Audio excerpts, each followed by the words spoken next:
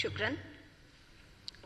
Your Highness, Sheikh Abdullah bin Zayed Al Nahyan, the newly elected chair of OIC and the Foreign Minister of UAE, Your Excellency Dr. A.K. Abdul Momin, Foreign Minister of Bangladesh, Your Excellency Dr. Yusuf bin Ahmed Al Uthaymin, Secretary General of OIC, Excellencies, Foreign Ministers of OIC countries, leaders of the delegations, distinguished ladies and gentlemen.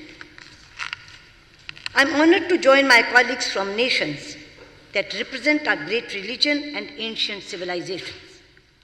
I stand here as a representative of a land that has been for ages a fountain of knowledge, a beacon of peace, a source of faiths and traditions, home to many religions, and now one of the major economies of the world. I carry the greetings of my Prime Minister, Shri Narendra Modi ji, and 1.3 billion Indians, including more than 185 million Muslim brothers and sisters. Our Muslim brothers and sisters are a microcosm of the diversity of India. They speak Tamil and Telugu, Malayalam and Marathi, Bangla and Bhojpuri, and any of the numerous languages of India. They have diverse culinary tastes, myriad choices of traditional attire, and they maintain strong cultural and linguistic heritage of the regions they love and they have lived for generations.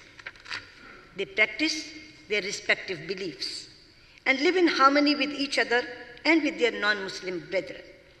It is this appreciation of diversity and coexistence that has ensured that very few Muslims in India have fallen prey to the poisonous propaganda of radical and extremist ideologies.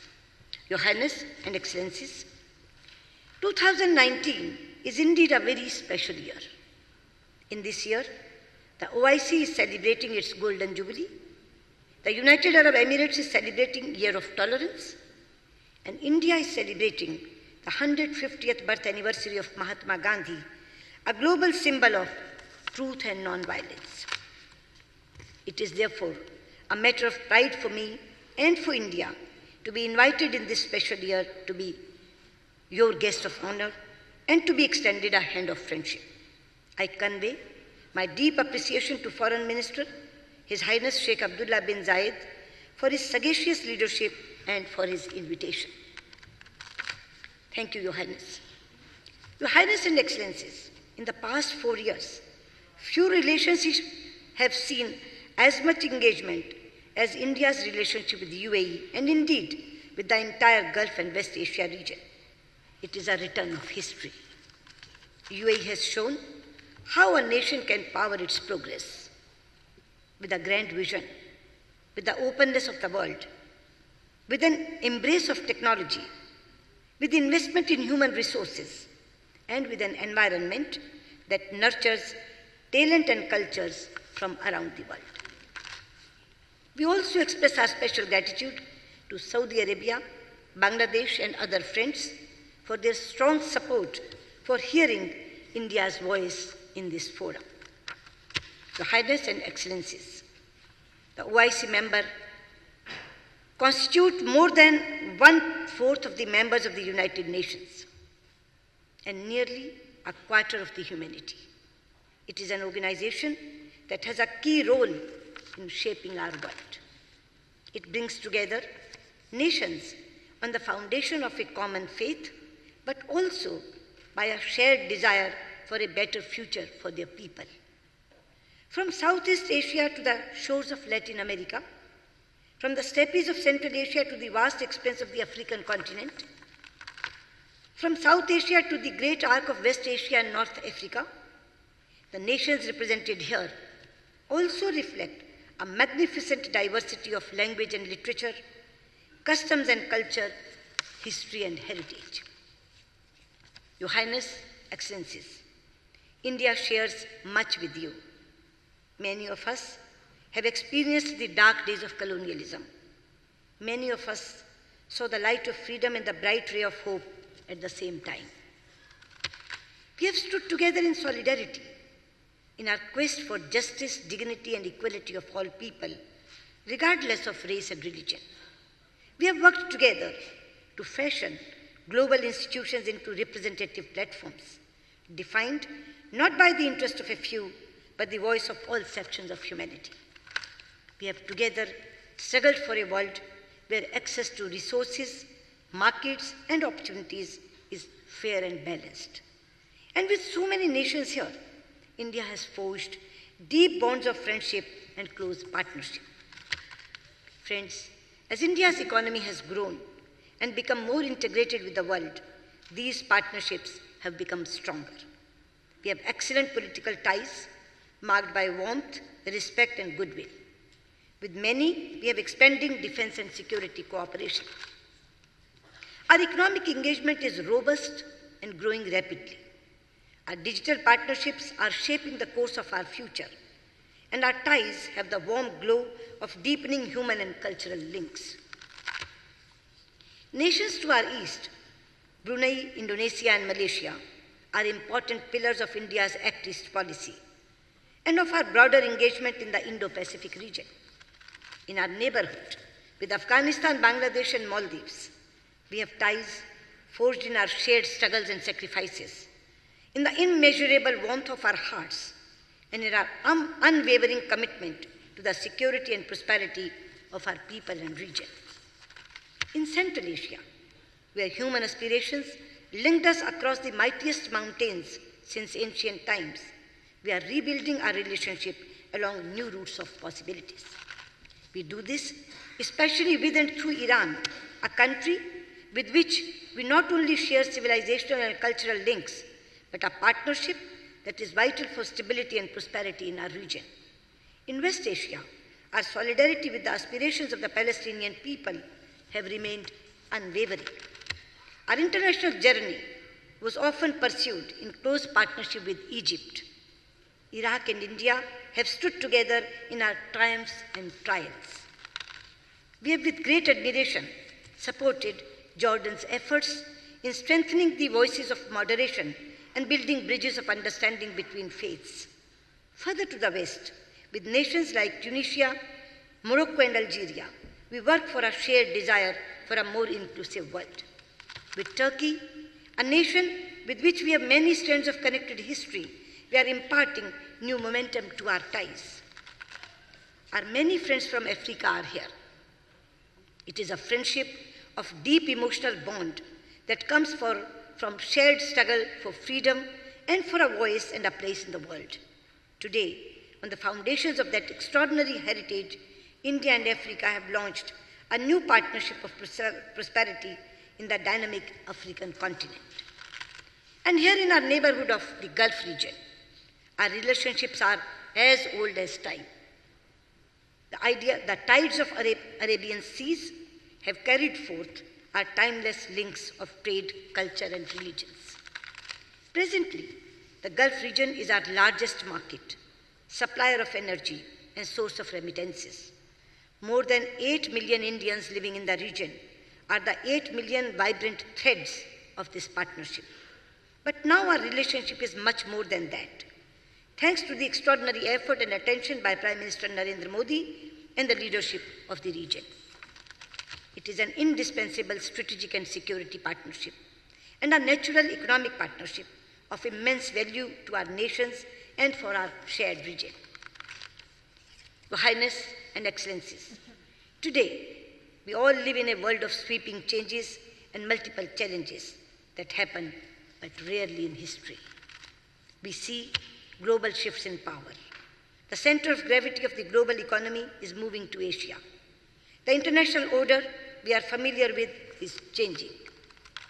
Freedom, opportunities, connectivity, health, education, and prosperity are more widespread than ever before. The time it takes nations to lift people out of poverty is getting shorter.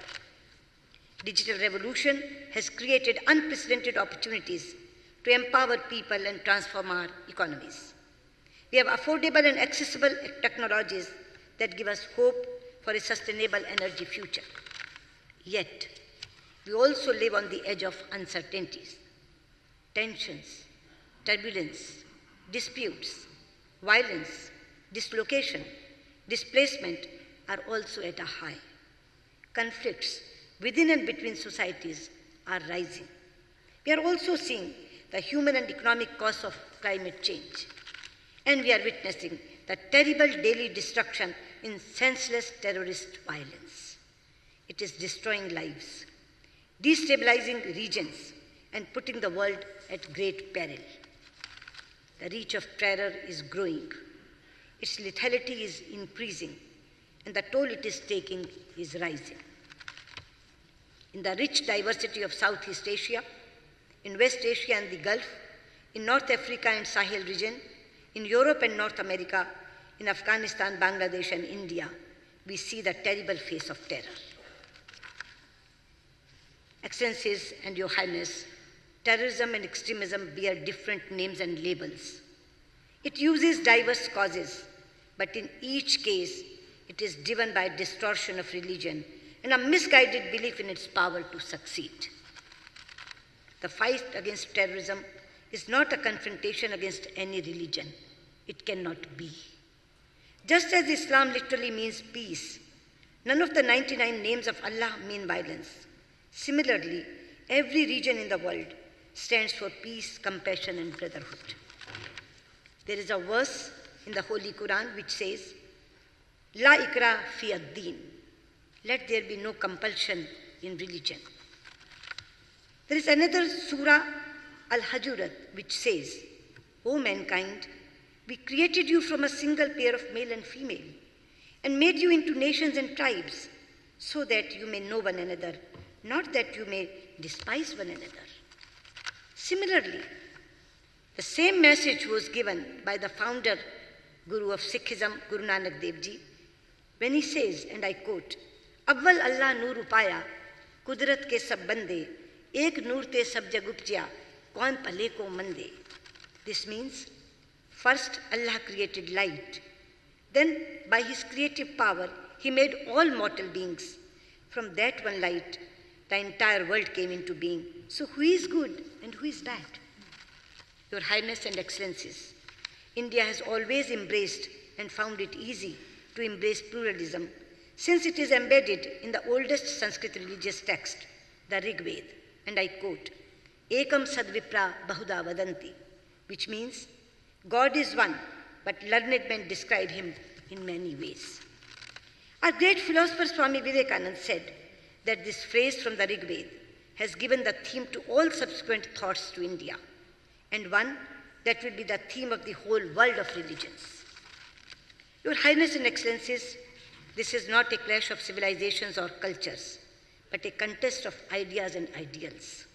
As Prime Minister Shri Narendra Modi has often said, it is a struggle between the values of humanism and the forces of inhumanity.